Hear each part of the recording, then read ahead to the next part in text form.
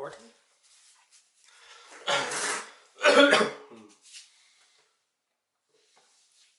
This video is going to discuss if Texas operates as a democracy or not. I am going to make the argument that the state of Texas does operate as a democracy. Merriam-Webster describes democracy as a government in which the supreme power is vested in the people and exercised by them directly or indirectly through a system of representation, usually involving free elections. I'm going to be looking to the Texas Constitution to see if Texas operates as a democracy or not. The Constitution establishes a legislature in the state of Texas comprised of two houses, the Senate and House of Representatives. The Constitution states that all members of the legislature are to be elected by the citizens of the state of Texas.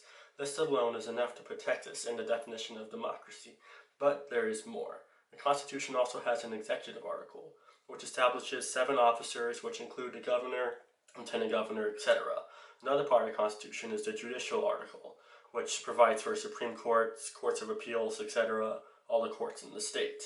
Now, if all this sounds familiar, it's because it is similar to the government that the United States Constitution establishes, and the United States is seen as a democracy throughout the world. Now, there are some differences.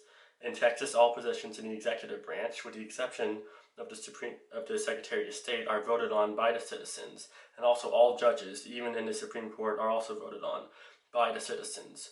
With the way that the government is set up and operates, and the fact that the majority of positions in the Texas government are elected by popular vote, it is safe to say that Texas acts like a democracy. Now, all of this relies on citizens voting, which may be difficult for some, but the state offers some assistance to make voting more convenient for its citizens. There is a no-excuse early voting policy, which allows voters to vote early to the polls in person before the voting actually starts, if it's more convenient for them, and they do not have to give any excuse as to why they are doing so. There is also absentee voting for those who qualify, so people who cannot show up to the polls physically can send their votes in still. So the state makes an effort to make voting easier for its citizens and encourage people act in this democracy as set up by the Constitution. So in conclusion, when looking